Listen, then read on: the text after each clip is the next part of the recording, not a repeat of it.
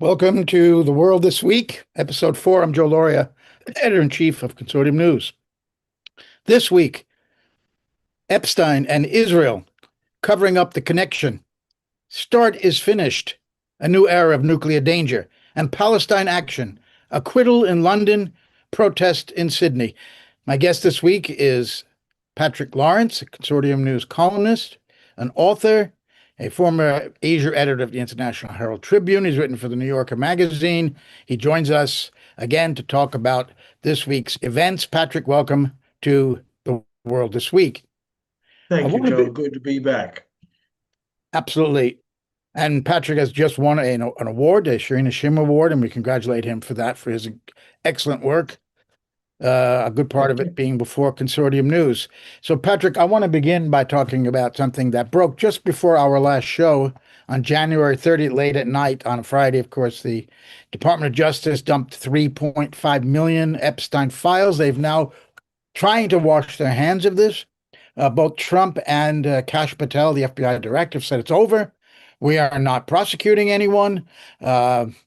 Just before that, there was a story that didn't get a lot of attention that Ghislaine Maxwell, of course, Jeffrey Epstein's sidekick and the daughter of Robert Maxwell, the former publisher of the Mirror and a known Mossad asset, she said that 29 people, men, had made deals with the State Department. They would not be prosecuted. Of course, we'll never know who these 29 men are. And when you combine that with what Patel and Trump said, they're trying to bury this. But there's so much new evidence. I want to briefly go through some of this. Now, the media has mostly been focused, of course, and the public at large, of the lurid, awful details of the criminality of Epstein, his pedophilia, his sex trafficking, young girls. He says in some emails that he thanks someone for the torture video. He really enjoyed it. And of course, who he wrote that to is blacked out. We'll never know who sent him the torture video. We have someone else also blacked out telling him that there's been a new shipment, a 9-year-old Brazilian girl, cute and sexy. So this is the kind of stomach churning stuff that deserves a lot of attention, of course. Now, the victims were named in many of these documents, 3.5 million, which created a huge outcry. There were even some photographs of some of these girls unclothed. This created a huge outcry, as it should have, and that led to them removing thousands of documents. And as we're going to see, Patrick, that is, we believe, used to cover up what I'm going to focus on right now, which is the intelligence connection. The intelligence connection. For example, there are informed sources, informants who talk about Epstein working for Dershowitz, that Epstein and Dershowitz also worked for Israel. And they were Mossad debriefs after calls with them. There was an unredacted informant describes Epstein as a construct for an Israeli state-sponsored technology collection and extortion operation, citing benefactors like Les Wexner, who was the founder of Victoria's Secrets, and who was early on associated with Epstein, and gave him the house, the largest townhouse in Manhattan, where a lot of this surveillance took place, for $0. They gave it to him for free. Of course, he was making these blackmail videos of the very powerful and connected men that he invited, that he procured young girls for. And there are classified documents that are referred to secret, no foreign, not for foreign intelligence. Emails show Epstein advising Ehud Barak, the former prime minister of Israel, on ventures including meetings with ex-CIA NSA heads Michael Hayden and Keith Alexander, Peter Thiel, the Palantir co-founder, and a Rothschild for funding. Audio recordings capture discussions on Palantir, and gigantic consulting fees to Tony Blair. It goes on and on and on. He met with and had a lot of connections with Burns, the CIA director under Biden, former ambassador to Russia. There were Iran-Contra links. He was connected with Adnan Khashoggi, who was pretty much known as a CIA Mossad go-between during the Iran-Contra scandal. Epstein was everywhere. We have claims that Robert Maxwell tried extorting Mossad And this corroborates Ari Ben Menashe's statements. Now, Ari Ben Menashe was a former military intelligence directorate agent for Israel, who was a source for Bob Perry, the founder of Conservative News, in the Iran-Contra stories that Bob won awards for. A lot of this stuff that's come out is corroborated Ben Menashe. And I have to say right now that there were three documents. The first thing I looked up when I saw that there was a searchable database was Ari Ben Menashe, and I found three documents. A few days later, I went back and they were gone. So this is the type of thing that they've been burying. There's also ties between uh, Bill Barr, who was the Attorney General for H.W. Bush and Trump's first term, a former CIA asset. His father was an OSS agent, the precursor of the CIA, and it was Donald Barr who got Epstein his first job teaching math at a high school, the Dalton School. He had exchanges with William Burns, as I mentioned, and I mean, there's so much of this, and there's also ties to U.S. intelligence. Patrick, you've had a chance to look at all this. Before we talk about how they're burying this, do you feel, and it's my question, that there is now overwhelming, at least circumstantial evidence that what Ari Ben Menashe told us on a webcast, a CNN Live webcast a couple of years ago, that Epstein was connected to intelligence? Do you have any doubts now about that? Very few. We have to mind the standards of our profession. You said circumstantial. I think that's what we have now. There are strong suggestions of blackmail. It's a word that's being flung around liberally. My take is this was about the exertion of control and the expansion of networks in the interest of Israeli influence and ultimately power. My thought is, the lurid stuff and these very sad stories of victims, and who knows how extensive it was. It just seems to be endless, right? But I think now, really, the main event is the intelligence connection. And to me, I look at this stuff and say, okay, the Zionists fully penetrated the American Congress with AIPAC and other such things, okay? But to me, it's just almost unfathomable the extent to which Israel and its operatives have penetrated the sources of power across the West: government, intelligence, finance, high technology, academia, diplomacy, media. I find myself a little shocked, wondering what is the extent to which Zionist influence has come to control the mechanisms of government and diplomacy and policy and so forth. That's where my surprise lies at this point, right? And I think I think we have to be careful. I don't think it's, there are a lot of crazy things in there. Well, possibly true, but cannibalism and all this sort of thing. Let's be careful to go with what we know and be wary of what may be, but we don't know. I think that's an important way to proceed here.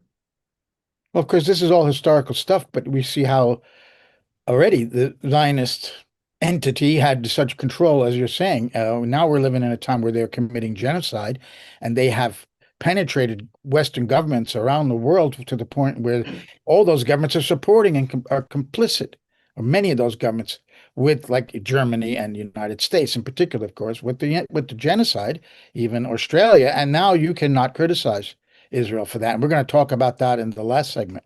about Palestine Action. But this just gives more depth to the understanding of the incredible influence that Israel has had, and how weak these men are, that they were bought off in many ways, and they were lured in by young girls. And they were put into compromising positions, and he took films of these guys. There were, I don't know how many hours of films were made in his high island, his island that he owned, his house there out in New Mexico, and particularly this townhouse on the Upper East Side of Manhattan. This guy had everybody in the world passing through, and he was able Yeah, to compromise them. And this is gives you a sense of who is ruling us, Patrick. What kind of yeah, yeah. people are ruling us? It's just it's the bottomless uh, nature of this. We and uh, as others have pointed out, we don't have nearly the full inventory of these documents, and unfortunately, it doesn't look like we are ever going to. I don't think I'll tell you one thing I have no doubt about whatsoever. The Justice Department is very busily laundering these things, censoring them, and there's evidence already. You've mentioned it. Documents are being disappeared, and they have nothing to do with protecting the identities of underage victims. They have to do with protecting indications of intelligence. I hope we get a chance at some point to talk about the media role in all this. We You we know, will, but just think about the mentality at the Department of Justice, that they were so careless and didn't care about revealing names of dozens of these girls, victims, plus hmm, photographs of them undressed. But they were very careful to black out the names of certain people, like who sent him uh, the torture video. And yeah, so many instances like that are blacked out. And then we see a concerted effort to delete thousands of emails. And as I mentioned, the Ari Ben Menashe emails were, documents were gone, three of them. We were able yeah, to, yeah. Elizabeth Voss, who's working on a big piece for us about this and provided a background that I was just reading. We're looking forward to her article coming out early next week. And that article Hmm. is going to lay out all this intelligence data and evidence, and then evidence of how they're trying to bury this, how they're trying to cover up his connection, divert attention from it. One way to divert attention from it is by concentrating on the lurid details. The that Exactly. Yeah, yeah. that's one way. And they do it with individual cases, Prince Andrew and so on, right? Concentrating on that, avoiding the larger picture, right? Again, not for one moment do I want to minimize or diminish the suffering of innocent underage people, but this is now a very serious intelligence story. And I just can't figure, Joe, let me put this to you as a question. Are they going to be able to bury this? It's a rather large lump to put under the carpet. Are they going to be able to pull this off? It's one thing to bury, let's say, a covert operation in some developing country, but this is so huge. I just, it's a genuine question. Do you think they're going to be able to? Well, let's look at the history of the release of these files. It's very much the MAGA movement, Trump's base, that wanted these files released. That they put enormous pressure on him. They were furious at him when he said there is no Epstein. Are you still talking about that guy Epstein? Do you remember when he I said that in remember. a cabinet meeting? And then we learned from Pam Bondi, the Attorney General, that there are no files. And then we heard there's no client list. Well, maybe there wasn't a list, but there were certainly clients, and there's no question about that. Hmm. So they kept trying to minimize this thing, and it didn't. And then the pressure grew to such an extent that gave some of it that wasn't satisfactory to his base and to others outside who wanted these files released. And then we have this dump. And they're again saying it's finished. I mean, they didn't make it. They're not hiding the fact that they think this is over right now. There are going to be no prosecutions. Some deputy attorney general said at a press conference that we are not going to openly said we're not prosecuting anybody. Case closed. Case closed. Is the case closed? This is the question right now. And it would be more Yeah. public pressure. Now, this is like you give them an inch and they want a mile. That's what they're probably thinking. And that's damn well, damn right. We want a mile. We want 100 miles of this stuff. We want to get to the bottom, and most importantly, we want to know who these men are. The 29 men that Ghislaine Maxwell, who is about to testify behind closed doors to the House committee, that they had to, by the way, drag kicking and screaming Bill and Hillary Clinton. They threatened both of them with Yeah. contempt of court. They're going to be testifying in this closed door hearing, but so is Ghislaine Maxwell, and she let it be known that there's 29 people who made a deal. She wants the deal, obviously, to be released. But she is now Yeah. ratting, without giving the names, at least she's telling us that there were 29 people who could be prosecuted for this after she earlier had lied in other testimony that there was no clients and this and that. So is this the end of the road? Obviously, for Donald Trump, Kash Patel, Bill Clinton, Alan Dershowitz, Prince Andrew now lost everything in terms of his royalty, his titles, etc. Uh, all those people under 29 are goddamn hoping that this is the end of it. So it's really up to the public pressure again and the media. And that's what Yeah. we want to talk about, how the media has Yeah. covered this. Yeah. Look, Joe, well, not to toot our horn, but independent media have a huge role in this. Everything that you read now that's of any use and accuracy whatsoever is coming from independent media. The corporate media, they just beggar belief, they're the way they're handling this story. But if you want to tip into that, let's do it, right? Yes, one of the ways they're doing it is trying to, and I think maybe Glenn Greenwald coined this verb, Russiagate it. They're Yeah, trying to good. turn this story into a new Russiagate. And I'm speaking with the man, the journalist, who was the first in the whole world to report that the Russiagate, the very beginnings of it, I believe, while the Democratic National Convention was still going on. Before the resignations, I believe, of Debbie Wasserman Schultz and four other Yeah. DNC officials. Why? Because of the WikiLeaks release. You already said they're going to blame it on Russia. Tell us a little bit about that to give us a background of what Russiagate is and Um, why it won't die, why they're resurrecting it for this story. that was a memorable weekend. A great trove of email.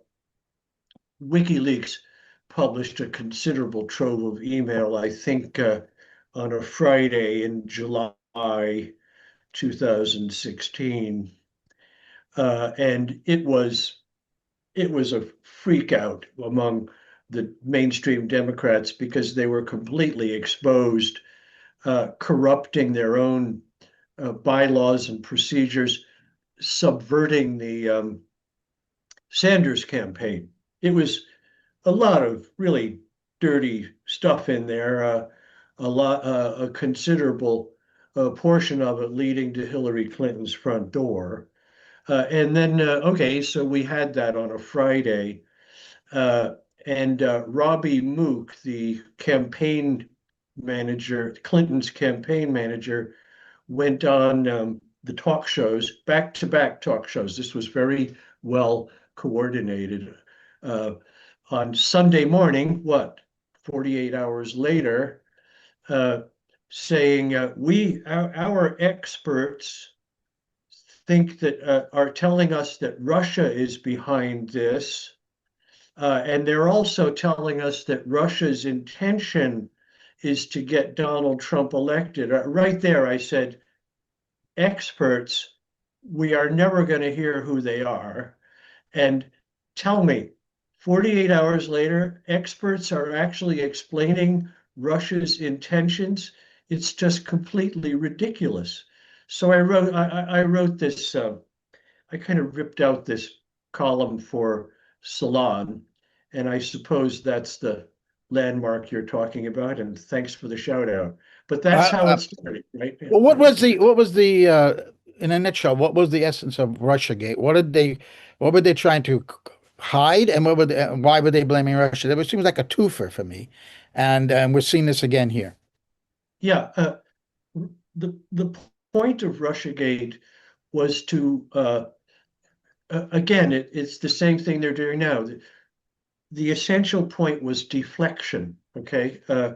To to deflect against the wrongdoing, corruptions of the Democrats, and once once Trump shocked the entire world, including himself, I gather, by winning in November, the point was to explain Clinton's loss as the consequence of a massive, non-existent subterfuge operation conducted by various Russian intelligence agencies and so on, right? That was the point of Russiagate, deflection, right? And I think that's what they're doing now. Russiagate, the original Russiagate was flimsy enough. This one, it's just unbelievable that they're trying this on, right? Yeah, yeah, I noticed it, if I can go a little further. It started, it's just interesting sort of trail of, let's say, provenance. It started with the English tabloids, the Mail, the Sun, I think the Daily Express, and the Telegraph, the most right wing of the major dailies, broadsheets, in England. And there was nothing subtle about it. You know how the yeah, tabs in London are, they scream it out in headlines. And it took a few days to cross the ocean. And now we're getting it here, a little more subtly, but taking care not to read too much into this. It's a valid surmise that this may have begun as an MI6 operation. Otherwise, why did it originate in the UK and now drift over here? The salient point here is, if you thought Russiagate 1 was flimsy, uh, this is there's absolutely zero to it, right? yeah, Zero. yeah. Well, Russiagate was the interference in domestic politics by U.S. intelligence agencies, to try Yes. to prevent Trump from being elected, and then once he was elected, to try to undermine and destroy his presidency.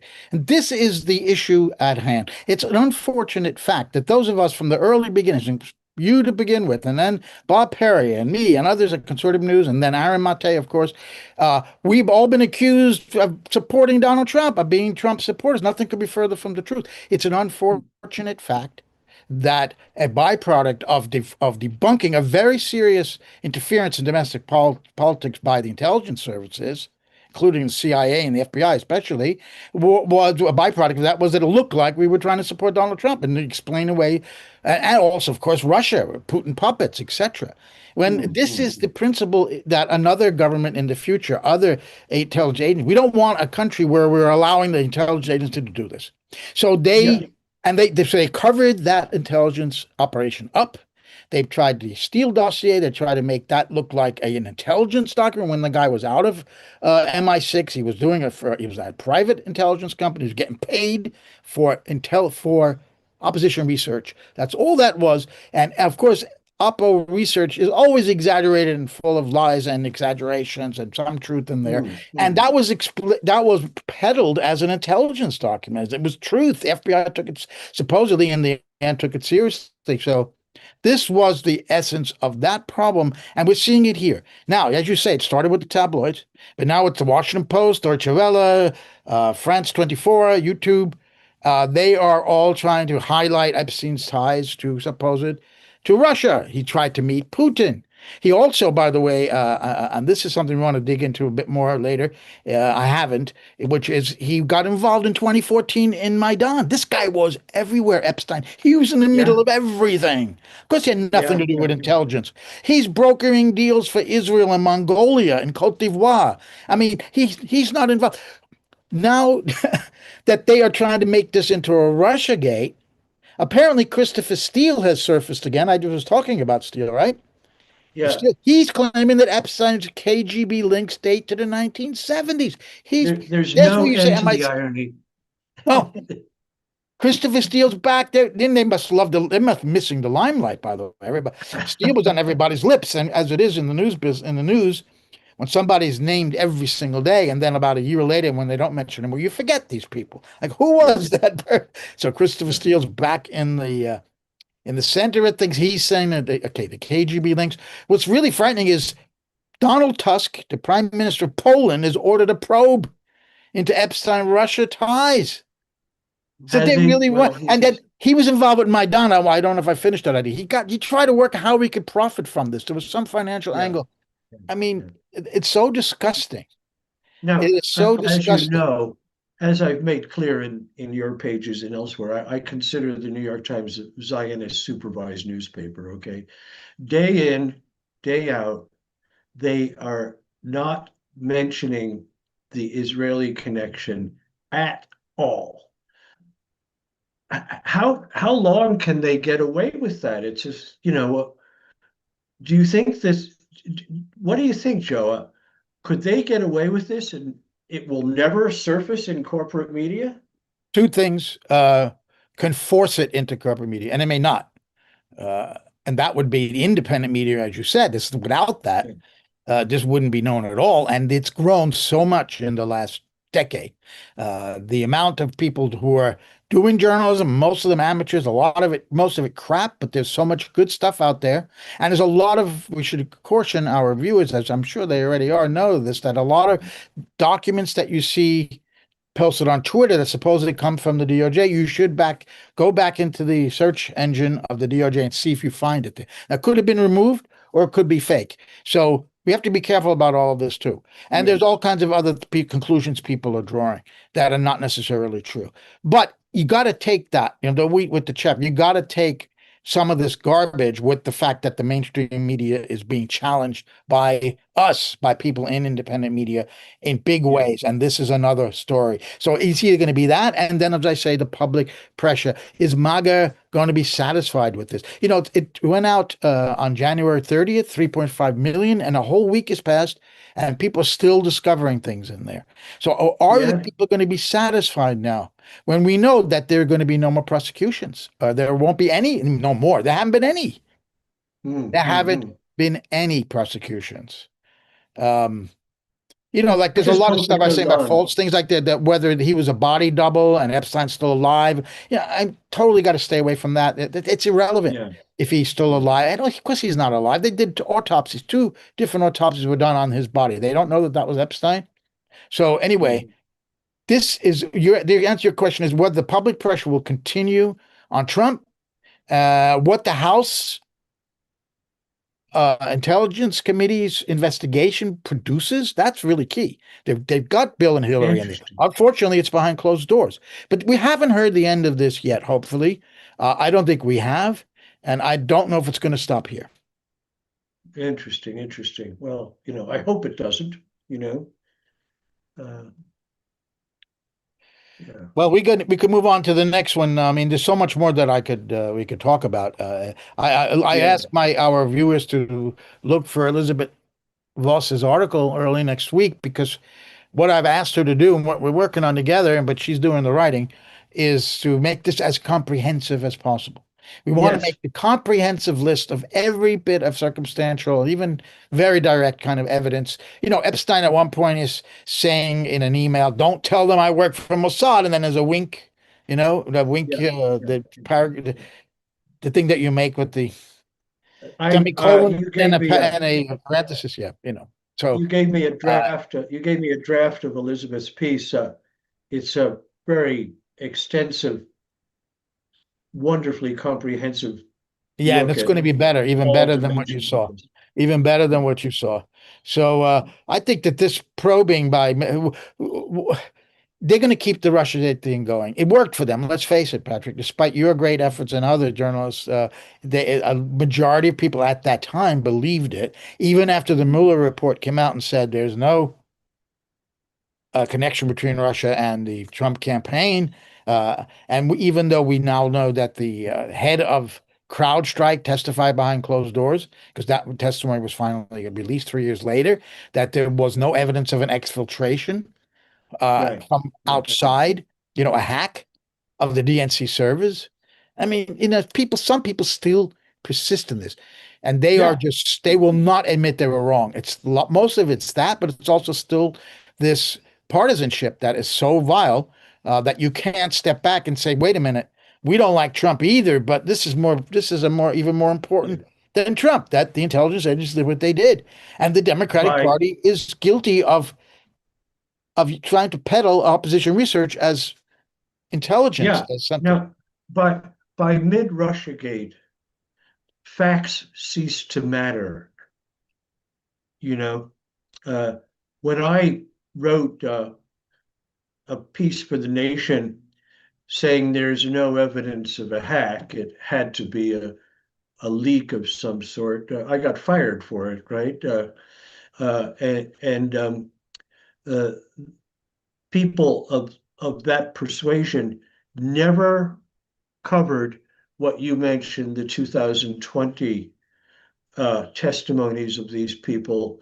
As I wrote in that little book, you have what what a difference an oath makes, right? A binding oath. And I mention this because I hope facts, I hope facts matter in this case. I am concerned once again they won't. The power of propaganda, the power of omission, and all this sort of stuff. Let's watch and do our best, I suppose, is where one Yeah, lands. I don't think we've reached that point yet in this story where the facts don't matter, Yeah, but we good. could approach that. I mean, we're looking at a structure here of power where uh, Israel plays a central role in all of this, and then they are such vile individuals at the highest levels, and the media is backing the whole thing. I mean, how corrupt can you get? And the thing is, they try to gaslight everyone, of course, to make us think that we're crazy. We're the crazy ones because we're not Yeah, with the mainstream. We're not with the facts. It's obvious. There's no evidence of him being involved in intelligence. No, but I just read, and I didn't only read half of what we know already. But there's no yeah, evidence. So the thing is to keep your mind, keep saying, as I said at the beginning of this program, that it's a mad world, and we're going to try to keep it gets madder every week, and we're trying to make sense of it. And consortium news gets its share of critics and vile critics, but we also get people writing to us every once in a while saying, "Thank God for consortium news; it keeps me sane." That's what we're trying to do here. Try to keep first ours, you and I sane, and then our audience. So we're going to I move I on. always Yeah. I always appreciate that in the comment thread when people express their gratitude for the Yeah, work I've that heard I that do. one over and over again. So we're trying to keep our balance here, and this story is one that is not finished, and we will revisit it again if there's more, and there is more already to dig through. So there's so many stories in there. Even after this comprehensive piece by Elizabeth, maybe we'll focus on other things. Like to focus more on the Maidan and his role there. I just Mm. find this guy Epstein is so involved in everything, and just he's everywhere. Uh, This guy is really extraordinary. To draw a very simple conclusion, Epstein's involved in everything because Mossad is involved in Yeah, everything, there you right? go. There you go. From Iran Contra to Maidan. Well, are they not? Here's one where they're not involved. Maybe you could prove me wrong. That is the end of the New START Treaty, which happened last Thursday, just a few Yeah. days ago. This treaty that was renewed originally went back to the Cold War, renewed by Obama, and it ended Thursday. And the Russians had been trying for more than a year to get the U.S. to renegotiate this thing. And Trump let it Yeah. lapse because he said we're going to come up with a better deal. It's exactly what we said about the Iran nuclear deal. And look where that's led us. I mean, it takes a lot of chutzpah or something to say, oh, New START, a really terribly negotiated agreement. Just look, 54 years now, as of February 6th, for the first time in 54 years, there are no governing agreements covering nuclear proliferation limits and so on and so forth. And one of the important features of START 2, and I think some of the earlier agreements, was inspections, right? Very extensive inspections in both directions. What's my word here? It's this. There was a mutuality to those treaties. SALT 1, SALT 2, START 1, New START. Uh, there was an understanding of the interests of each side's understanding of the interest of the other side and so forth, right? And I think this is, look, the Americans have been corrupting these agreements for a very long time. And so February 6th, when New START ended, is an important date, but it was a long time coming. And I think what you're getting now, the American position is no new talks unless China is involved. Now, the Russians have, I believe, the largest stockpile of nuclear weapons, approaching 6,000. The Americans have 5,500. The Chinese, their position is we will not participate in new talks until those two sides, the Americans and the Russians, reduce their inventories. I think that's a reasonable position, and I'm going to drop a number on you now. The Russians have approaching 6,000 nuclear weapons, the Americans a few, somewhat fewer. The Chinese have 600. How are they supposed to fit into these talks, right? I think the Chinese position is a good one. And so what are you getting when Rubio and others say no talks without China? Uh, you're getting American unilateralism, right? And it's it's this is what you get in the later phases of the imperium, you know. No notion of mutuality. And let me put it this way, Joe. I think there are two factors here. One, there's Trump, the person, and his indifference to international law and so on and so forth. But I also think it's the time of day, so to speak, for the American imperium. And the word that continually comes to my mind is desperation. I don't like the word desperation and nuclear weapons in the same sentence. Yeah, true. No. Yeah, yeah. The Yeah, well, this treaty is going to be apparently the Russians and the Americans have agreed, according to Axios, to talk. They're having talks about continuing to observe the expired treaty until they come up with Oh, something. But the good. Chinese, here's what Rubio should be saying. Yeah, we want China involved. They have 600. We want to go down to 600 and we want Russia to go down to 600. That's how you involve the Chinese. Just level it off to China. So they won't want more. We won't want more. But guess what? How many does it take to actually bring nuclear winter? How many is needed? I Yeah, think these numbers 600 are would be silly. enough. I tell you that. Yeah, yeah, yeah. I'm pleased to hear that there are talks, but I don't really know. Who knows how far they will go, you know? Um, the Americans, uh, the Americans have uh, no understanding of the or interest in the position of others, the national interests of the other side, just indifference, right? So I don't know how far these will go. The Americans are the one who wrecked START 2. What sort of faith are we supposed to have in a new agreement? You Uh, know? Again, they would have to be a serious reduction below to zero. That's where you need to bring this. And Yeah, that's never going to happen, obviously. You yeah, know, yeah, they all China, Russia, and the United States are signatories, of course, of the NPT, and they're supposed to give up their weapons. No one else is supposed to get them, and they're supposed to give them up, and that is never going to happen. And that has led other countries like India and Pakistan and North Korea and Israel to get a nuclear weapon. Now, yeah, what this to me, the end of this treaty, even if they're going to work on a new one, and there was a very good NPR piece actually that I sent to you that was very comprehensive yes, and explained why it's not very reasonable to think that both Russia and the U.S. would really expand their arsenals at the moment. But I mean, they have enough to kill everybody else right now.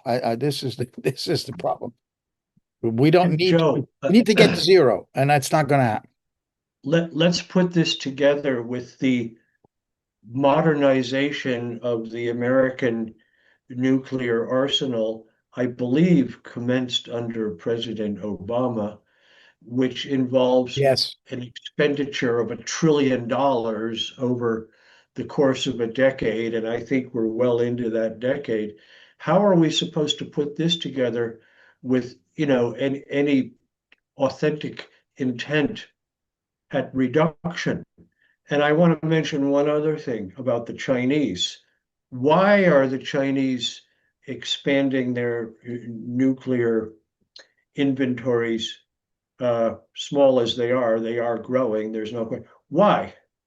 I don't think there's any arguing that they feel compelled to do so because of the United States' aggressive policies toward the mainland, toward the People's Republic, right?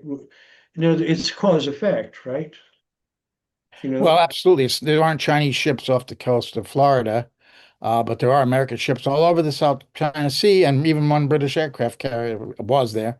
I mean, China is clearly on the defensive here, and that's not what you're hearing. It's always the issue of yeah, who's on the defensive, who's the aggressor, and then just look at what neighborhood is this all taking place in, right? I go over yeah, to yeah, your house in exactly. Connecticut and start making noise outside your house. How am I going to say that you're threatening me, right? This is what we've got here.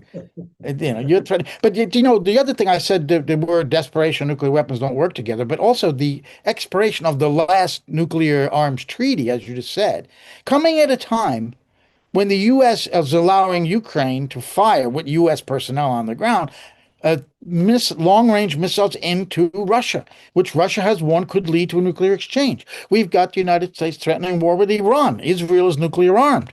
Russia is nuclear armed, and China, they're close out there. They are, involved with Iran to some extent, as we discussed last week, defending. In other words, we have two crises going on in the Middle East and in Europe, in Ukraine, that have brought us closer to a possible nuclear war than ever Mm, before. The bulletin of the atomic scientists is now 85 seconds to midnight, the closest it's ever been. And we've yeah. done so many articles about that. What a time to give up on Well, this treaty. you make an excellent point. I think the collapse of the expiration of New START is a symptom of a radical absence of serious leadership in the West. The Russians tried very hard to extend this agreement. The Russians tried hard to salvage others that were permitted to lapse or were abandoned, right? Um, and there's just no sense in Washington of here's the phrase, of a global responsibility on the nuclear question. None, you know. And again, it's partly Trump's personality, but it's also a kind of it's a historical question of where America is in its I like the phrase late imperial decline, right? Well, as you know, and I'm sure you'll readily agree, it's just wasn't just Trump. This started with Biden. Biden is the one who allowed the U.S. missiles to be fly deep into Russia, despite warnings from Russia that could lead to a nuclear exchange. He just tried to call Putin's bluff. He has acted so irresponsibly in this entire war that Biden allowed to happen because he wanted the information war, the economic war, and the ground war, proxy war, to overthrow the government. He said so in his press conferences at the White House and then in Poland. He said so in the speech in Poland. The whole operation was to overthrow Putin. And don't think the Russians don't know that. Russia has launched this invasion after trying desperately to avoid it with those treaties, first with Minsk, and then with the treaties that offered to the U.S. and to NATO, which were rejected out of hand in December 2021, which I contend we'll have to go back to if we're ever going to solve this war. Those are the treaties that have to be signed, Yeah, and I don't see that ever happening. And you got, by the way, just to bring the Olympics into this, because the Olympics began Friday night in Italy, and we saw the Israeli, four Israeli athletes being booed by the crowd. And we saw no good. Russian athletes. Why? Because Russia, which launched a war to defend Donbass and the speakers there against a country that had a coup to overthrow a government and then launched a civil war against ethnic Russians and talked about killing cockroaches and whatnot, by the way, at the beginning of that. I was reminded of this. Bob Perry wrote a piece at the time when it first started, when Poroshenko, with the help of the CIA, when they met together and then they launched this war. There were all these statements coming about calling the Russians in Donbass cockroaches. And this is despite that, Yeah. you know, Zelensky, then there's a video that emerged of Zelensky pleading with the Ukrainians to let them speak Russian. They're our brothers and all. This is before he became president. So Russia's defending the Donbass, and their athletes are not at the Olympics. Israel's committing a genocide, and they are. I wonder about that. But Now, Joe, I have a question for you, right? Uh, who in on the American side, do you think there are people on the American side capable of negotiating a new nuclear arms treaty, limitations, reductions, what have you, uh, a treaty of that complexity and sophistication? Think about the people who negotiated SALT 1, 2, START, so on and so forth. These were, whatever you may have thought of them, they were pretty high-end diplomatic yeah. uh, intelligence, right? Do we have those people Yeah, anymore? I think this in the State Department, whether they're still actively employed by the State Department or not, they do exist. I'm thinking of this guy, Tom Countryman, who I interviewed during 10 years ago, and the NPT has to be renewed and have a big conference at the UN, and then they renew it. And he was the U.S. like point man.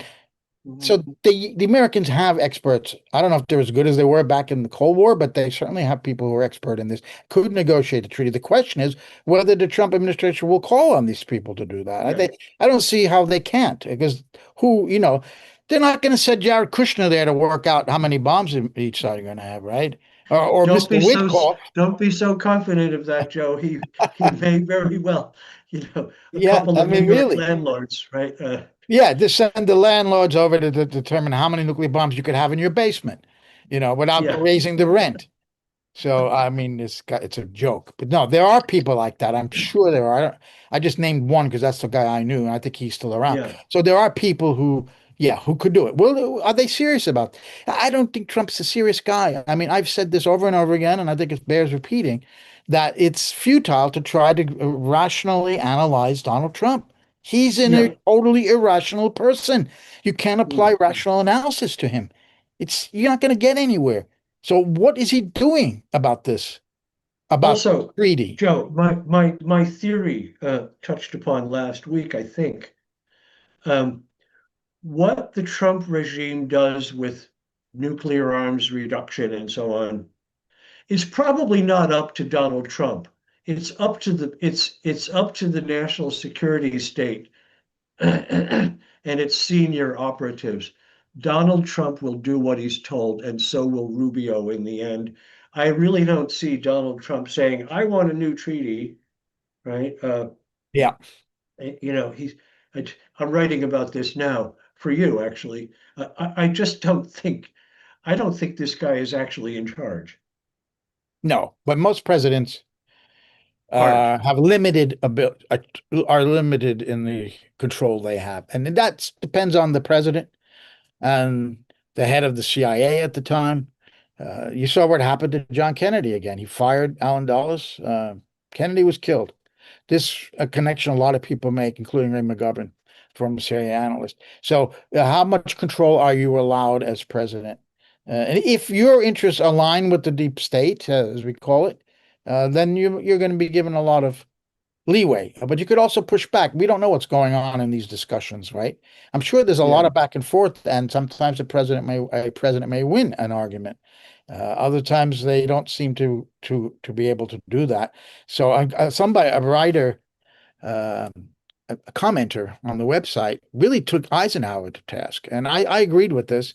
And he used a lot of expletives, and I of course published it because the commenter on our website, because we wrote a piece where once again someone was lauding Eisenhower for his military-industrial complex speech and his farewell address in 1961, and he said, "Why did he let all this thing happen?"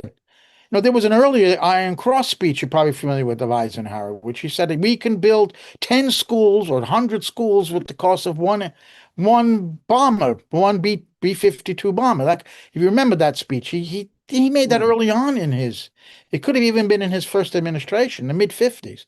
Why did Eisenhower stand by while he allowed the overthrow of Mossadegh, of Arbenz in Guatemala, of Bay of Pigs to go forward? That was his operation, even if it happened when Kennedy got in. Why did Eisenhower not stop any of these things if he was so concerned about? So, what does that tell you? Why did he make these speeches and then allow all of this covert operation to go forward? And, he had people like Curtis LeMay in there threatening 300 hydrogen bombs in the Soviet Union. Yeah. Yeah. Yeah. Yeah. Uh, uh, an interesting book came out about some years ago about Eisenhower's famous military industrial complex speech. The general understanding is that he was warning Americans about what may come to pass.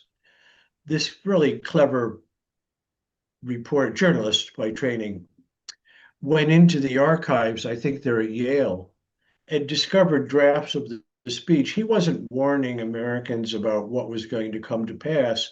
He was telling Americans in subtle language what was already in place, Right. you know? Oh, no question about it. He knew it. Yeah, But in the context of the topic we're discussing right now, how much power a president actually has. Why wasn't he able to say, well, I'm vetoing this attempt to overthrow the government of Iran because, yeah, I'm going to stop this operation because he could do it. Suppose he has to give a presidential finding for these things. Why did they do it? Could be, well, let's go back to Epstein for a moment. Compromat. I mean, yeah. J. Edgar Hoover was well known for having files on everybody in Washington, and they knew what he was You into too. know, But he would it, go to there and show a photograph of, let's say, Kennedy with a woman that his agents got, and that's John Kennedy was in his hand. He could do whatever he wanted him to. yeah, yeah. In the Iran case, I think it's not only the national security state, deep state, as you like. The Israelis, I think, are very key to what the Americans do with Iran next. You know, Well, there's no question about that, and we'll see yeah, what's going on with that. They supposedly having talks in Oman, and I don't think the Israelis are ready for this because they don't have the interceptor missiles. They yeah, supposedly need a U.S. to act alone, but I don't think that's going to stop Iran. They made it clear, even if the U.S. acts alone, they're going to hit Israel, and it's got to be an overthrow of the regime in Iran, the government of Iran, within 2 days or something. yeah, And who yeah, could guarantee such a thing as that? You know. yeah. Anyway, Let's move on to Palestine Action. This is our very last topic. interesting. What are your Very thoughts, interesting. Patrick? What are your thoughts? My thoughts are that was a very uh, stunning success, a remarkable decision to bring our viewers into the picture. uh, those who are on trial as terrorists for sabotaging uh, the facilities at an Israeli defense uh, manufacturer called Elbit, where they were manufacturing attack drones used in Gaza. They were all acquitted. There might be retrials in some of these cases, okay? But we all know that this was a splendid turn. And my thoughts are, uh, first of all, the use of the term terrorist. Palestine Action was designated a terrorist organization. This was also on trial, right? And failed. Okay. Second thought, I think this is a very important victory for the juridical systems in the West that are constantly being corrupted. Okay. While I was reading about this, Joe, my mind went back to the Assange trial, and I know you were there covering all that. Um, our systems of justice are under constant attack, and this was a splendid response, right? I take it that way too, right?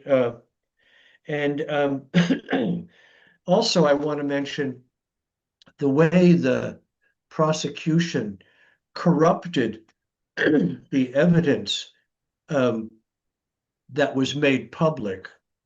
The evidence that was made public, videos and so forth, I gather was very, very different from the evidence the jurors saw, right? And so this was a trial by propaganda in a certain way, right? They were bringing this into trial by public opinion and so forth. And Yeah. the mainstream English dailies are just absolutely shameless about all this. And these are the ways I look at it, right? Yeah. Yeah. Well, Uh, as you say, Palestine Action was a group of direct action activists who went inside the Elbit factory in the UK in Bristol and tried to damage with sledgehammers some of these drones that are being used to commit genocide. And the guards there tried to stop them and violently tried to stop them. Now, Jonathan Cook, former Guardian journalist who wrote a brilliant piece about this, and he pointed out a few things. One, that violence in a legal sense can only be against persons, not against property. yeah, So there was no evidence that any of these people were attacking the guards. On the contrary, the guards were attacking them. One of the guards slightly injured her back, and the press apparently in the UK made this into like she was on her deathbed because had her back broken and all, and it was a hairline fracture, and she was back on her feet in a couple of weeks, and but this it only happened because they went after to try to physically stop these peaceful activists. This group, Palestine Action, has been designated a terrorist organization. So for them, for what happened in this trial was the judge, Mr. Justice Johnson, kept ordering the jury to find them guilty of these acts, these violent acts. In other words, to justify being called terrorists, right? Because they were yeah, harming human beings. And the uh, fact was the defense attorney made what Craig Murray and Jonathan Cook say was one of the great speeches recently in a English courtroom, and that was that there's a 250-year tradition in Britain for juries to ignore instructions of judges like this. And that's exactly what yes, they did. This was the public standing up and not buying any of this garbage. This false, yeah, crap evidence, including a doctored video that they were shown. And when the full video was shown, they realized what had been done, which was contempt the prosecutors had done. So they requited these 6 activists, and unfortunately, there are going to be retrials of some of them, but they apparently. they they did acquit them. And we have people like David Lammy saying, who's now the justice minister, former foreign minister, saying that they want to get rid of jury trials. But that's also been a refrain apparently from other Yeah, British government incredible. officials because they didn't get their way. Yeah, yeah. The defense attorney who deserves a very honorable mention here is called Rajiv Menon, and yeah, I gather he gave an absolutely historic speech, and what he was arguing against Justice Johnson's efforts. This is why I go back to the Assange trial. Just Yeah. corruption of procedure, left, right, and center. Right. He Justice Johnson was instructing the jury, which was against the law right there, instructing the jury that they could not take into consideration Elbit's activities, uh, the question of genocide, and all of that, right? In other words, dehistoricize the entire Palestine Action uh, operation. Yes. Okay, decontextualize. That's my better word, right? And the jury, Rajiv Menon said that spoke against that, and Craig Murray had the best line on this in a piece you ran in consortium. The jury refused to condemn uh, uh, protest against genocide as a crime. That's it, right? Well, the judge tried to make it Excellent. a strict liability case. And for example, the diary of one of the activists on trial was entered into evidence, but the judge, Justice Johnson, uh, decreed that the early pages of this would The be first 10. excluded. And in those pages, she describes what Israel's doing in Gaza, which is why they're doing what they're doing. This is a very similar case that I covered way back for a newspaper we both worked for, The Guardian, not the UK Guardian, but the one in New York, which Yeah. was called, the National Guardian at one time. I was sent up to Syracuse, New York, I believe, where there was a trial of the plowshares.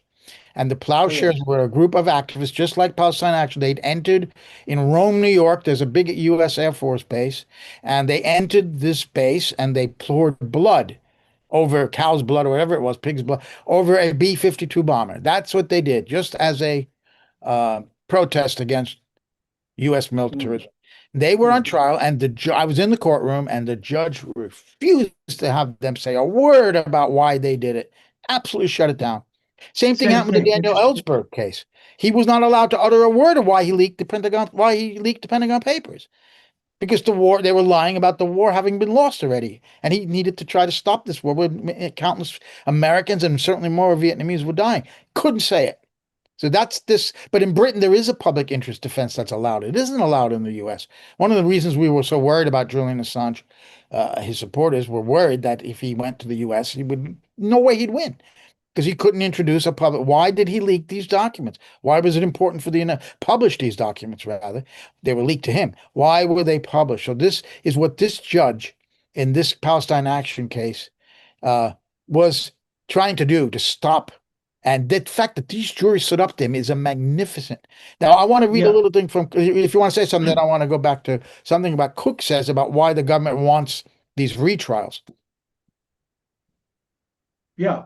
Uh, the the the defense that the judge tried to deprive Palestine Action of, I gather, is called lawful excuse. He was trying to take that away from him. In all of these cases, Julian Assange, in this one, your Plowshares case up there a long time ago, interesting Yeah, story. Uh, they're arguments against reason. They're arguments against reason, causality, intention, et cetera, et cetera. And this is what our judicial systems are being used for now. You know, absolutely. you know, That's you have to be a naive person to think that politics does not weigh in on the court system. That who appointed the judge? We see it in the kind of the rulings we have, and it's all even the mainstream media always mentions that it was Obama, a nomination or a Trump judge. Or why is that mentioned? Because we know how Yes. they're going to rule, more or less. There are exceptions, obviously. There are good judges, but the rule seems to be it's a very politicized judicial system, and the same in Britain, no question about it. They're all in the establishment, and they want to get the establishment's interests to be defended. I mean, it's very clear that in the media, the courts, there's a group of people who have enormous power in their own society, and there's a lot of people who want to fight back and get back what belongs to them, and they're going to circle the wagons, and in those wagons are courtrooms and newsrooms, and they're going to use those instruments of influence and authority to protect their interests. And this is what we see over and over again. And this is a case where the public said no. We are not buying Yeah. this. And they ups, made them insanely angry. So Cook writes, Keir Starmer's government, a government actively complicit in Israel's genocide, has every incentive to keep the Palestine Action trials going in terms of the retrials of some of these guys who there was some of the counts ended up in a hung jury. It much prefers, Starr government, a public conversation about whether opponents of genocide are violent criminals and terrorists than one about the British government ministers should be in the dock at The Hague for complicity in crimes against humanity. So talk about whether Palestine Action are terrorists, not whether the British government is complicit in a genocide. It is likely the government will seek at least some retrials in this case and try to secure convictions against other Palestine Action activists whose trials are still pending. It will hope that sooner or later it gets the victory it needs to retrospectively justify its proscription and silencing of Palestine Action. From the government's point of view, it's a win-win. If it can get a compliant enough jury to win one of these trials, it will say it was right all along to declare Palestine Action a terrorist organization. If it doesn't secure any convictions, it will argue that these failed trials prove that juries need abolishing. Juries need abolishing. An agenda it is already pursuing precisely to stop juries acquitting people the government wants convicted for political reasons. This is how far it has sunk to. Patrick, we are pretending when we talk about democracy. We got to stop that pretense that the mainstream media every day legitimizes these people as being democratic at home and abroad, spreading it abroad what they don't even give you at home. How could they spread it abroad? This is as ugly as it gets. And I should say there was another victory, and that was Craig Murray put forward a case in Scotland, and he won the case that the case can go forward to challenge the proscription designation, as we say in the U.S., the designation of Palestine Action as a terrorist organization. So that could possibly be reversed in Scotland, which could have a knock-on effect in Britain. So there's some encouraging victories here or Oh, there. yes. Yes. The term, the designation terrorist organization has, and those who advance it manipulatively have had a serious setback here, and I'm for taking that as an excellent turn. As you say, there may be reversals, but so far, look at the faces of those young people, 29, 30, 31, 32, right? It was wonderful to look at their faces in the videos after the verdicts were announced. They won. They won. It's amazing that the jury did that and that they want to end jury trials. How transparent can you be about not wanting the people to have any say anymore? Right. I mean, come on. That's really a little So over the speaking top. of the people having a say, there is another group in Australia called the Palestine Action Group. It's unaffiliated to Palestine Action in Britain. And by the way, before I end about Palestine Action in Britain, we have to mention that thousands of people, many elderly people in Britain, have been arrested for saying out loud that they support Palestine Action, that they, Yes, and that is against the Terrorism Act. That is showing support for terrorism. That that is about as insane as it gets and as outrageous yes, that they really are doing that. That's a joke, but they're actually carrying it. They've arrested all these thousands of people. So clearly what Murray's trying to do and what needs to be done is to end this Palestine Action from being a terrorist group because they don't commit acts of violence. They Yeah, committed, they committed, you could call it vandalism, but not an act of violence. So in Australia, the Palestine Action Group is planning tomorrow, Monday, in Australia. It's Sunday here in Australia right now. Um, a big demonstration in front of the town hall in Sydney and in 16, I believe, other places around the country, places small that a lot of people here in Sydney never heard of some of these places, where they're a place called Margaret River, all the way out near Perth and the West Coast, a very bourgeois touristy place. They're having a protest against what? It's Isaac Herzog, the president of Israel, was invited to Australia. He is arriving today, Sunday. His plane may have even touched down already here in Sydney. Why does this happen? Because of the Bondi massacre on the beach on December yeah, 14th. 15 people killed by ISIS inspired Indian origin Muslims. One born in India, his son born in Australia of an Indian father. Nothing to do with Palestine. Nothing to do with the pro-Palestine movement. And immediately, as we saw, the blood was not dry on the victims in Bondi Beach when Julian Siegel, the envoy for against to combat anti-Semitism here, and none other than Benjamin Netanyahu, who, by the way, has over 600 pages worth of mentions in the Epstein files. That's something that hasn't been dug into yet. Netanyahu was out there accusing the protesters in Australia, 300,000 strong of which marched over the Sydney Harbour Bridge against the genocide last July, accused those protesters of stalking the streets to create the fear and the conditions for the murder of these 15 innocent people.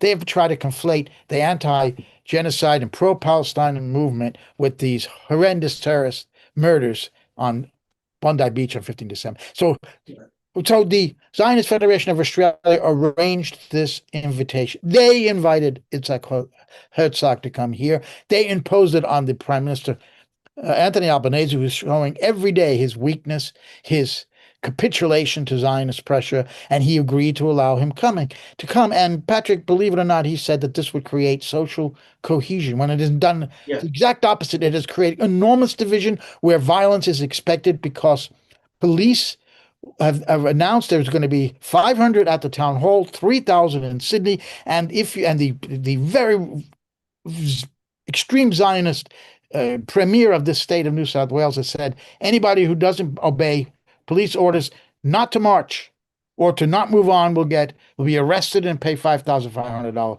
fine. Now there is social cohesion of a type that Albanese didn't mean, and that was the opposition to Herzog. This yeah, vast outcry that's happening. yeah. I mean, from a distance, Joe, it's been interesting to hear you talk because you're there. I'm many thousands of miles away. Australia looks to me a very interesting place. On the one hand, the authoritarian streak in Australian political culture is quite strong. The legislation either uh, under debate or already passed in New South Yes. Wales passed No, with the is federal. I'll tell you in a moment. I'll explain in a moment. that's pretty draconian. On the other hand, Australian people they can mobilize, it impresses me, and to conclude my point, the Herzog visit, I gather there's a group of lawyers in Australia working with another group of lawyers in Malaysia, curious, a Muslim country, uh, trying to bring an what's their project to bring an Get him action arrested like against. Pinochet, like the universal jurisdiction when it comes to war Yeah, crimes, that's right, like what that's happened right. with Pinochet back in the day. Yeah. So my thought here is, however difficult things may look from where you're sitting, uh, from a distance, Israel is becoming the pariah state it ought to be step by step. And it reminds me of the South African situation back in the 70s and 80s, with one exception. It's happening much more quickly with the Israelis than it happened with the South Africans, right? So I'm net positive on this uh, controversy over Herzog's visit. And I read something a couple of weeks ago, maybe more recently, that Canberra was trying to give out no details about the timing of Herzog's visit and so on and so forth, because they anticipated this. So, what, the president of the Israeli state arrives in the dark of night or something? It's going in the right direction, this stuff. Not to be excessively optimistic, but that's my take. His itinerary has been leaked. He'll be going on Monday night when this demonstration takes place at Town Hall to the ICC, the International Convention Center. Unfortunately, that ICC, not the one in The Hague, but Very the good. ICC here in Sydney. And then he's going to spend another day, I believe, in Sydney. He's going to go to Canberra and he's going to Melbourne. He's here for 4 days. And I see his arrival here 3 weeks after the passage of this new federal hate law, which we extensively covered on Conservative News with several articles and a webcast, two webcasts. We mentioned it in our show a couple of weeks ago with you, Patrick. These basically, it's a huge, confusing, nobody knows what it really means law, which if you belong to a hate group, you can go to jail for up to 15 years. Who decides if you're in a hate group or not? The Attorney General, the Governor General, the representative of the Crown, has to register it, and the ASIO, which is the and the AFP, which is the FBI of Australia. The FBI in the US, which makes it more dangerous in my view, is a combination of intelligence operation, which is ASIO, the domestic intelligence operation here, and the police, which is the AFP, the Australian Federal Police. So in the FBI, we have the AFP and the ASIO as one organization, police and intelligence. Here, as in many countries, in Britain too, Scotland Yard is separate from MI5, right? Uh, so both of those are going to be involved. And behind closed doors to decide if a person is a member of a group and nobody knows what a supporter means or an informal supporter. We talked the other night to the head of the Palestine Action group who is organizing this, and he has no idea whether you are a supporter of his group or not. But he, like many people fear, will be prescribed this group, will be designated as a hate group. And then any member of that could go to jail. And this is if you say that Israel is committing genocide. The Foreign Minister, Penny Wong, and the Attorney General, Roland, were asked on ABC, the national broadcaster here, whether if someone, very good questions, it was right at the day that this law was passed, January 20th, they were asked, well, if somebody says Israel's committing genocide, could they be arrested? And they said they didn't answer it. They said they're going to defer Yeah. to the ASIO and to the Attorney General. So this is where we're at. So to me, 3 weeks after that law was passed, Herzog showing up here like a conqueror to put the capstone on the takeover of Australia by a foreign power. The Okay, Zionists have completely taken his country over, and he's coming in like a hero to the Zion. Now, he's here, of course, to commemorate the shootings. He's going to go to Bondi Beach, and that's all legitimate, obviously, to meet with the victims' families and all that. But the politics behind this is very clear. Yeah. Now, Joe, from uh, the question of a distant observer, how do you explain what looks to me like the extreme penetration of the Zionists into Australian political culture, and how do you explain the excessive legislation? The extremes to which the Australians have taken this legislation, as you just described it. Why is this? What's From what I understand, there's less about donations. Well, that must play a role too than it is in the U.S. with APEC. But there is just a supplicant mentality in the rulers of Australia towards first the United States. So pleasing the United States is really important. It's been explained to me that pleasing the United States is very much at the heart of pleasing the Zionist lobby. The U.S. wants the Zionist lobby to have the authority it has here. And that's one of the reasons why. But I think there's also got to be donations here. There's public pressure. There's guilt over the Holocaust to the point where you excuse an ongoing Holocaust because of one from 1930s and 40s. Yeah. So, Interesting. it's really a very tense situation here. The tension is building, and tomorrow we'll be there at the town hall filming. We have other people who are filming for us as well. We have 4 cameras. We are going to march if they march, and that's where there could be arrests and maybe violence. So, because there were also with those federal hate laws before that, on Christmas Eve at 3 a.m., the Parliament of New South Wales, the state parliament, passed some new protest laws where the police chief here can announce 14 days after a terrorist attack, no protests. And that could be extended indefinitely.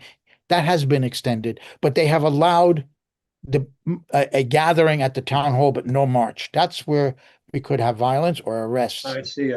And they want to march where? To this Parliament House, the state Parliament House, where that law was passed. So this is what could happen. We'll be there filming that. We also are producing a documentary about Bondi. We went and filmed at the beach where the scenes of where the terrorist attack took place. And so Australia is something that we'll be covering here because this is a very important event, the Herzog visit. For some reason, Israel has really targeted Australia, Netanyahu, and I think that 300,000 strong on the Sydney Harbour Bridge with Julian Assange in the front, by the way, of that.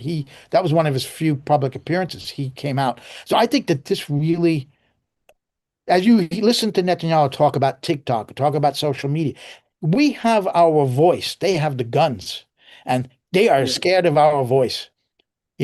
Even though, and now our voice on social media, our voice in the streets, they got to stop it. This is the main battle that I think the Zionists and Netanyahu are fighting, is to stop Western youth in particular from using social media to expose their crimes.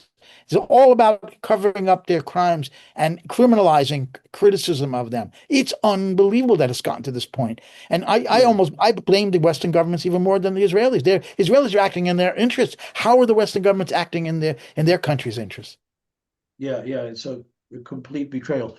Well, you answered some questions that have been on my mind for quite some time, since Bondi, maybe earlier. What's with the Australians and the Zionist penetration there? You gave me good answers, thank you. This is for Netanyahu, Australia is really important. It's a country that doesn't get a lot of press in the Northern Hemisphere, but I think that this is a major event coming up here, Herzog's visit, and the response to it. If he came to the United States, there would be a few people protesting. I don't think it would be the response we're getting. Anyway. Patrick Lawrence, I want to thank you for being with us. We went over several important issues again, and the madness continues. I just want to say again, thank you to Patrick. Back in snowy and frozen in Connecticut, we're reaching minus 20 degrees Celsius, and here Fahrenheit. from Sydney, minus 20 Fahrenheit with wind chill. Wind chill, yes. And here in Sydney, where it's a nice balmy 75 degrees or something of that sort. In the summertime. I want to thank Kathy Vogan, who's here in Sydney as the producer. And until next week, this is For the World This Week. Signing off, Joe Lauria. Bye-bye. Get out your notebook. There's more. If you are a consumer of independent news, then the first place you should be going to is Consortium News, and please do try to support them when you can. It doesn't have its articles behind a paywall. It's free for everyone. It's one of the best news sites out there, and it's been in the business of independent journalism and adversarial independent journalism for over 2 decades. I hope that with the public's continuing support of Consortium News, it will continue for a very long time to come. Thank you so much.